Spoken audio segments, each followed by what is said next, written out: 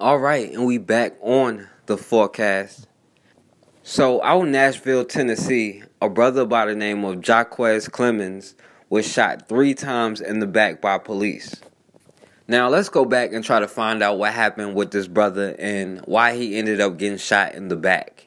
It is a drama that continues to this day, but it started back in February as a police shooting became one of the biggest stories of 2017. That is when police shot and killed Jocques Clemmons, leading to an uproar among some who say police went too far. News Channel 5's Jason Lamb tells us the protesting over his death even shut down a Metro Council meeting. The shooting took place near the James Casey homes back in February. My brother got killed today. He got 2 little boys. And I just want to know why. At the time, police said 31-year-old Jocques Clemmons was shot and killed by Officer Joshua Lippert, who approached him about running a stop sign. Surveillance video taken from the Casey homes shows Clemmons driving through a stop sign and parking in a nearby parking lot. A 5-year police veteran, Officer Lippert, pulls in behind him in an unmarked squad car. Next, the cameras capture confrontations between Lippert and Clemmons. Clemmons can be seen charging at Officer Lippert. According to police, during a scuffle, a pistol fell from Clemmons' waistband. Police say he picked it back up and refused to drop it despite Officer Lippert's repeated demands to do so. Clemmons can be seen between the 2 cars. Believing he was in imminent danger, Officer Lippert opened fire, shooting Clemmons in the back. The local NAACP called for a complete and fair investigation. Don't try to hide anything. That's right. Within days, several people who believed Officer Lippert didn't need to use deadly force took to the streets, including Black Lives Matter. No justice! No peace!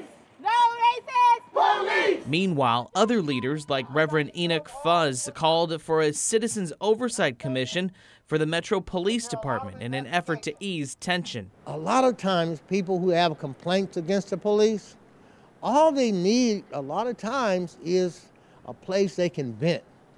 And they can learn what really happened. This is how it works. No justice, no peace. Still, the protests continue. Justice for Jocques. But this time, the group angry over the death of Jocques Clemmons took a new step. Step back beyond those steps, please. As long as everybody acts appropriately, no signs in the courthouse. Entering a Metro Council meeting already underway. We are not leaving until we get a response. And bringing it to a halt. No. Meeting is adjourned for 5 minutes. Please clear the audience. Justice for Jocques! The conflict over the shooting even extended to the agencies investigating it, with the Tennessee Bureau of Investigation and Metro Police agreeing that the TBI will investigate any future fatal officer-involved shootings in Nashville. At one point, the handgun was pointed in the direction of Officer Lippert. Officer Lippert fired 3 times, striking Mr. Clemmons once in the hip, twice in the back. Nearly 3 months after the shooting, Nashville's DA announced no charges would be filed against Officer Lippert. But the report criticized some Metro Police procedures that the DA's office said could lead to potential bias. Still, we cannot have a police officer on the force who's a self-proclaimed vigilante. Months after the decision, protests like this sit-in continue to this day after a shooting that is still a source of controversy. So Officer Joshua Lippert pulled up on the brother Jocques Clemmons because he slowed down at a stop sign and he didn't stop all the way and he went through it. Now, in less than a minute, this officer pulled up on this brother about a traffic violation running through a stop sign, and within 30 seconds, the brother is dead. Now, initially, the police said this brother got out of his car, ran towards the officer and body checked him, and that he was fighting the officer. But after footage was released, we saw this brother was running away from the police officer. He was trying to avoid the police officer. Now, they say he was armed, and as the police grabbed him, a .357 Magnum fell on the ground. The officer claims he tried to kick it, but the brother picked it up and ran away. And that's when Officer Joshua Lippert was forced to shoot him in the back. Now, Tennessee is an open carry state. You can have a gun in Tennessee. And there's no way in 30 seconds you could have known whether he had a record or not, or whether he was able to carry it or not. But of course, the first thing they have to do is criminalize this brother and bring up his criminal record. Now, in order to justify this shooting, they had to make it known that this brother had some traffic violations, a misdemeanor domestic abuse charge, and some petty drug charges. But when you look at this officer's record, he has a history of violence and brutality in the past. He has been a cop for 5 years and has already been disciplined 8 times, including use of force, not showing up for court dates, and in 2015, he used physical force to pull another brother out of the car, which he got in trouble for. But this particular case ended up causing some beef between the police chief and the DA. Now, the fallout continues tonight from the Jocques Clemmons shooting. 24 hours after the district attorney cleared Officer Lippert in the shooting, questions are swirling about bias within the Metro Police Department. News Channel 5's Chris Conti takes a closer look. This is not the first time the district attorney and the police chief have butted heads. It is, however, the first time a disagreement of this magnitude has played out in the public spotlight. Couple that with Jocques Clemmons' death, and it's made for a tumultuous few months within the department. Yesterday offered a little bit of clarity. Sometimes, in the swirling clouds of chaos, it is easy to rush to judgment. But consider this. From the first time Jocques Clemmons walks into frame to the moment he dies, 15 seconds pass. We just have seconds to make a decision. 5 seconds. Clemmons is thrown to the ground. His gun falls. And I see his right hand come up, and that's the one that he picked the pistol up with. 9 seconds. He's seen running away. Grabs his gun. 13, 14, 15. 3 shots. 1 to the hip, 2 to the back. And at that point I fired, and I fired until the threat stopped. No officer wants to put their badge on in the morning and take a life in the afternoon. James Smallwood is president of the Fraternal Order of Police. What surprised him the most lately is the divisions made clearly public between Metro and the DA's office. Metro Nashville Police Department's reports refer to the parties in the investigation in a way that projects potential bias. I can't put a connection to anything that we've done on this case or other cases that indicates any bias. At the heart of the disagreement, the DA saying Metro called the shooting, quote, justified homicide 5 hours after it happened. Metro, though, only has 4 classifications of homicide to choose from. They'll follow those guidelines until they're changed, and at this point I don't know that there's any necessity for them to be changed. In the cloudy chaos of uncertainty, rushing to judgment is often the easiest thing to do. He's going to have to live with that for the rest of his life. Chris Conti, News Channel 5. Thanks, Chris. Officer Lippert remains on administrative duty tonight. Chief Anderson will make a decision on his employment in the coming weeks following the recommendation of the Use of Force Board. The D.A Glenn Funk wanted the police to stop their investigation because they were doing their own investigation, which was supposedly a separate investigation. And he was actually helping the police out, trying to tell them that when you investigate your own cases, it looks suspect. You seem biased. But the police chief, Steve Anderson, didn't like it, and he wanted to continue with his own investigation, which he did. But at the end of the day, the D.A. Glenn Funk, the police chief, Steve Anderson, along with the mayor, Megan Barry, who calls herself a liberal, they all came to the conclusion that shooting Jocques Clemmons in the back was justified.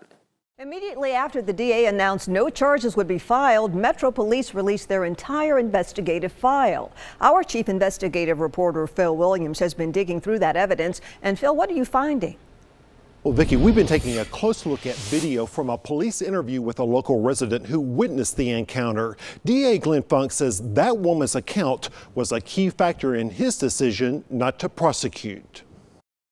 Like bang bang, then there's like a little pause, and then there's a third bang. So it's like bang bang bang, not like that. Did you actually see the officer shoot him, or did you just hear the gunshots? I just heard the gunshots.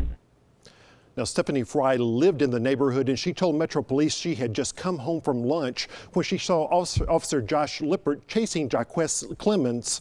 Video from the neighborhood shows the traffic stop, and it shows Clemmons running from the officer. Seconds later, the two were engaged in a scuffle. Fry told investigators that Lippert was trying to kick the gun away, but that did not work.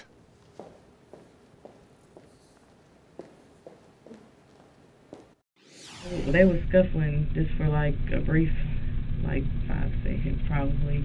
And he was, I guess he was trying to kick it or trying to do something. I don't know, but he wasn't able to. The guy still got it and he put it back into his pocket, and he proceeded to keep running. And the officer told him once again to stop, put your hands up, and he didn't, and I heard 3 shots. Now, police also released video of interviews with Officer Lippert himself.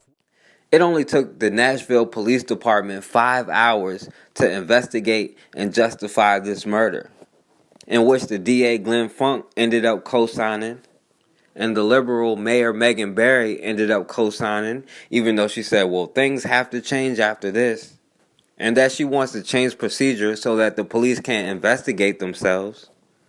But all it took was one witness who said they only heard the shooting. But this one witness is credible enough to throw the whole case out, even though there was another witness who said they heard the cop use racial slurs afterwards, but the police couldn't verify that one.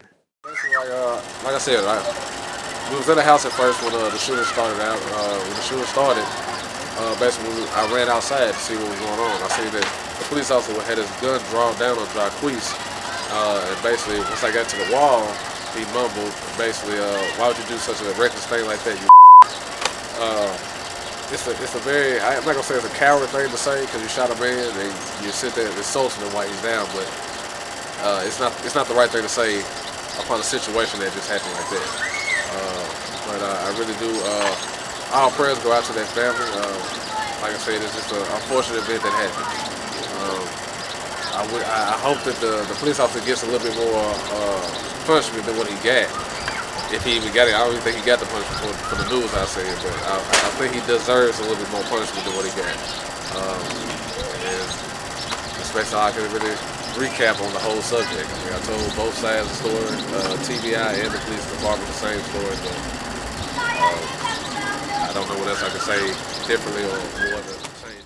But at the end of the day, Officer Joshua Lippert shot this man in the back, won't face charges, he won't get fired, he's still on the police force, and the Nashville Fraternal Order of Police President, James Smallwood, is the one that's upset, saying that it's frustrating that this police officer hasn't returned to the field.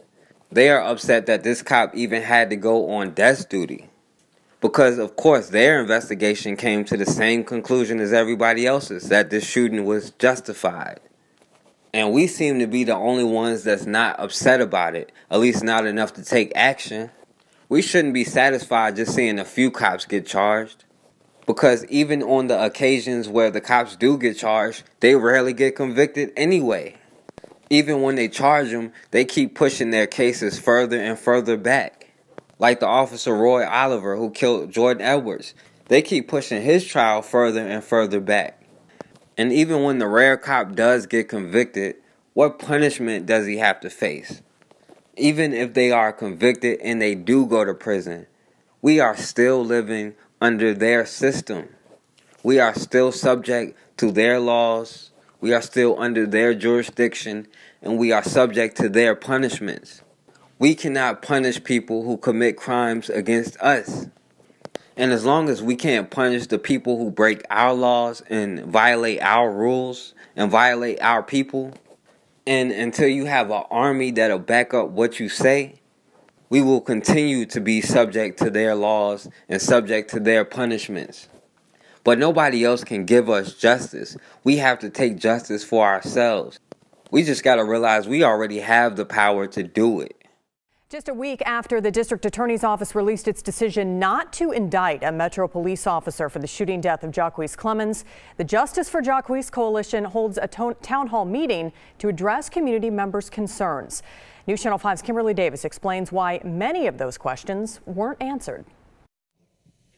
My question to the DA is y'all don't have no power, do you? Issues that matter to the people of Nashville, especially when it comes to governing their communities. What do we need to do to change these laws to get behind you all? The Justice for Jocques Coalition held a town hall for the community to address Metro leaders about problems that need fixing. When is the mayor going to be the mayor and handle the police chief?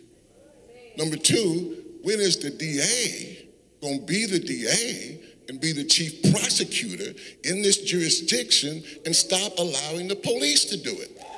The only problem, a lot of those questions couldn't be answered by the representatives the mayor's office and district attorney's office sent. I can't really speak for the mayor to that question, to that particular question. That's an answer that has to come directly from the mayor. That's a question for General Funk. But people like Jocques Clemmons' parents were hoping their questions could be answered today. Why they couldn't be here? They said that they had another event to go to? Like, we're not important. They should have been here. I understand. Because you can't answer our questions. Metro Police was not represented at the town hall, even though an invitation was extended to the department.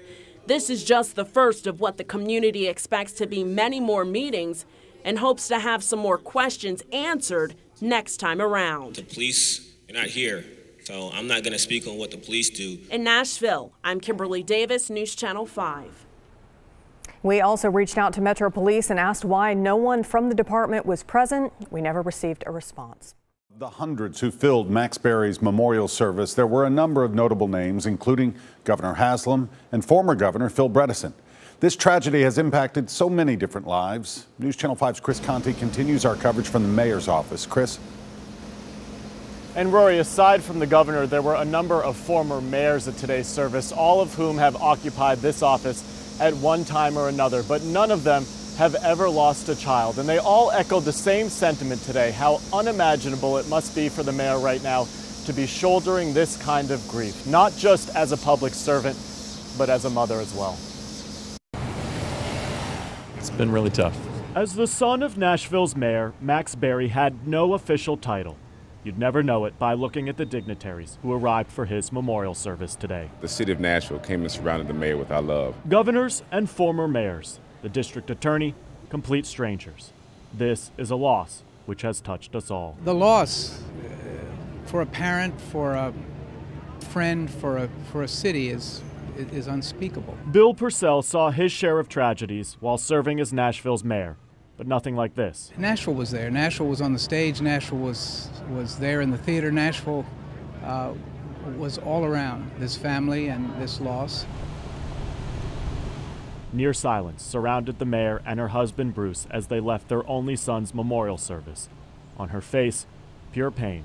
Yet in her actions, all politics aside, admirable courage. How they raised him was important also. They raised him to love people. They raised him to embrace his community. As she walked down the street, she first turned to the media and mouthed the words, "Thank you." Then, as she continued on toward Hillsborough Village, the mayor stopped and thanked every police officer she encountered. The city should let Megan be Megan and not demand that she be mayor right now. Max's death has left a great number of this community in shock. But his parents, instead of retreating into their grief, have decided that this is the way they will move forward. And that's the thing about life. We must live our lives for today. We still don't know when the mayor will return to work here, but the city council and the vice mayor have all said that they will continue business as usual until she decides it's time to return to work. Are under fire, accused of victimizing several contractors. 6 Detroit cops are being investigated for misconduct right now, and tonight we're asking the department about the allegations. 7 Action News reporter Naya Harden standing by live at DPD headquarters. And Naya, what did the contractors say happened to them here? Well, Stephen, 5 of those contractors tell us they were in a house that they were allowed to be in. They had paperwork for it, is what they're telling us. They say that's when these police came to that house, questioned them, and told them to run. Antoine Knowles says he and 4 other men came back from lunch Saturday afternoon. They were cleaning a house on Ohio Street when they say Detroit police approached them. Neighbors called saying someone was trying to break into the home. She basically wasn't trying to hear it. I tried to show her the work order. They didn't want me to go in the car and all this and that. Knowles said they were not allowed to show paperwork or call their boss. He started telling people to run. He called the Noodle Boy, called one guy Noodle Boy, told him he got 30 seconds to get out of here, made him run. Then the next guy made him run. Then told the last 3 to turn around, put our hands behind our back. Nall says a police officer told them to run or they would go to jail. Police say that's not entirely true. There was no paperwork that they could provide to show that they were a cleaning crew, they were invoiced, or contractors showing an invoice that they were hired to do any work at the location. They do admit that an officer violated policy by making them run off when their records came back clean. Assistant Chief Arnold Williams says the conversation should have gone like this. After we investigated you, we have nothing to show that you tried to break into this location. We have no reason to detain you. I'm sorry that it was inconvenience, and thank you for assisting us while we were going through our investigation. And then they should have just been released from the scene. The incident is now being investigated, but the officers are still on the street. It was a mistaken judgment. It was an exercise of poor judgment to have each one of these individuals run. I get them to come to work, and you're chasing them out of work.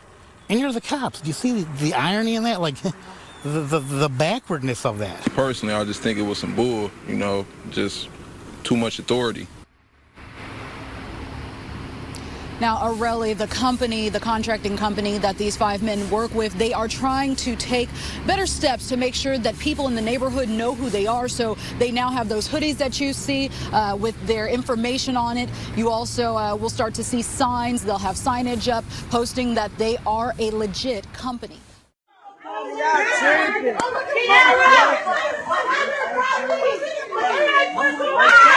Yeah, you can get beat.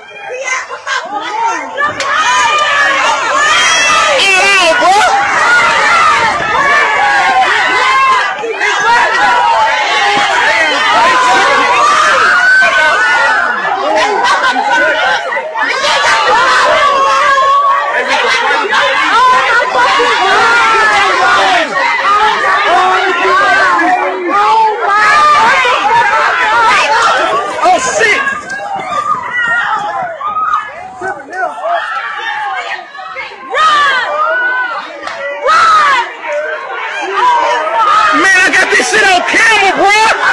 It's going down!